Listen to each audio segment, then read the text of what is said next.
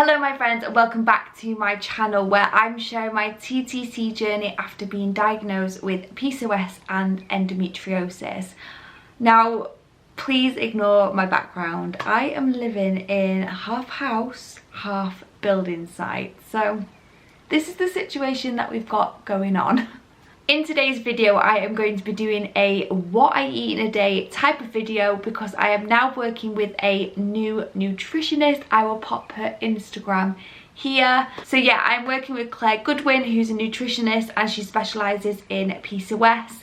And I've signed up to her PCOS Protocol, which is a 12-week program where you work through activities to try and understand the type of PCOS that you have, make changes to your diet, your lifestyle, exercise, supplements, etc. to try and get back your natural cycle. So that's exactly what I've been doing. I'm currently on day 16, I think, and so far there's been so much information. We talked about breakfast, we talked about lunch, supplements, exercise, sleep.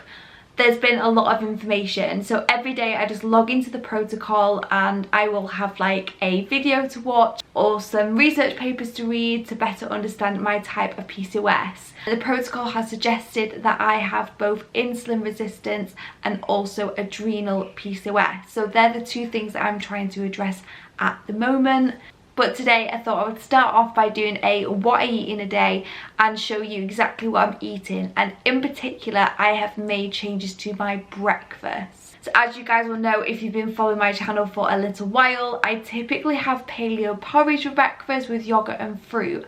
However, I've been trying to have a higher protein breakfast to keep me full for longer and also to balance my insulin at the beginning of the day so my insulin isn't constantly doing this and leading to like hungry attacks, which happen quite often. I'm also moving away from snacking throughout the day, so I'm literally just having like breakfast, lunch, dinner. If I'm a little bit peckish, particularly around days where I'm working out, I might have a smaller snack and then I'll have a dessert in the evening. But again, desserts have changed. I'm making sure that they're low sugar, all in a bid to sort out my insulin resistance.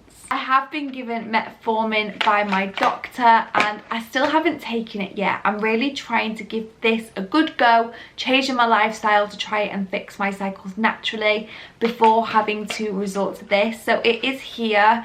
I am basically going to wait for this cycle to see what happens. I have had 2 cycles, which has been amazing. One I ovulated and one I didn't. So I'm really trying to push my body now to get it to ovulate as well.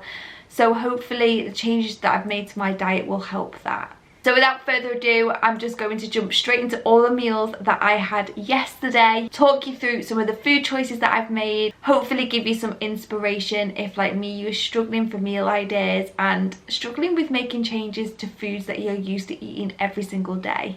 If you did like this video, please don't forget to give it a thumbs up and subscribe. And yeah, let's get straight into breakfast. Okay, so there are 2 elements to my breakfast, but we're going to be starting off with a chicken sausage omelette. And the chicken sausages that I use are the Heck Simply Chicken. As you'll know, I don't eat dairy and these sausages don't contain any dairy, so they're the ones that I go for. And then the omelette is simply just 1 egg and then 100 grams of egg whites, splash of milk, salt and pepper. And that is my omelette. And then we've just got a side of spinach as well for some leafy greens. And yeah, a really simple chicken sausage omelette to start with. And next we've just got a really simple bowl of some coconut yogurt with some berries and some protein pudding, which I really wasn't a fan of. You basically just mix protein powder with water until it forms like a thick paste. It's supposed to be like a pudding, but yeah, wasn't a fan. So I just alternate between coconut yogurt and Alpro soy yogurt, the no added sugar. And yeah, this just satisfies my sweet tooth while also adding in some extra protein.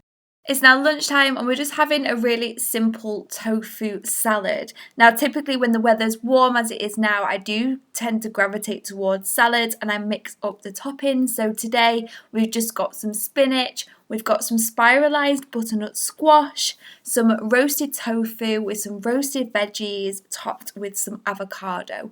So we've got a really good balance here between protein, we've got some healthy fats from the avocado, and then we just packed it out with roasted veggies for volume to keep us nice and full for longer. So yeah, a nice quick meal which is a good balance of protein, fats and carbs. It's now around 4 o'clock, so we've got another like 3 hours until dinner, so I just fancied a hot drink and a little snack to tide me over. So I'm just having a nettle tea as well as some 100% cacao chocolate with no sugar in it and some mixed nuts to keep me going until dinner. And for dinner, we have got a chicken red Thai curry with some rice noodles as they are gluten-free, and also some spiralized courgette just to add volume. It's packed full of veggies. I used the Blue Dragon red Thai paste, which has got really good ingredients in it. This again is full of protein, healthy fats, lots of veggies, and those delicious gluten-free noodles for a satisfying dinner. And for dessert, we have got a protein chia and flax pudding with a chocolate ganache and some blueberries on top.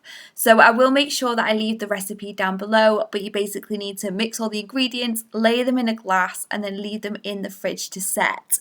And then you'll be left with this really delicious, thick pudding type dessert. As you can see, we've got the chocolate layer on top. Oh, I'm trying loads of different recipes that are delicious and full of protein to try and satisfy my sweet tooth. So definitely give this one a go, see what you think, tag me on Instagram. I'd love to see your recreations. So hopefully that's given you a good insight into what I have been having and the changes that I have made. As you'll see, it's very high protein, low carbohydrate and higher fat. And I have noticed a massive difference in my hunger. If I have a big high protein breakfast, I tend to not get hungry for like 4 hours after that, whereas usually I could get hungry literally an hour after having breakfast and just not understand why. I was always preempting being hungry as well, so I would snack quite often, which then meant that my blood sugars were just constantly spiking and I almost had a fear of being hungry.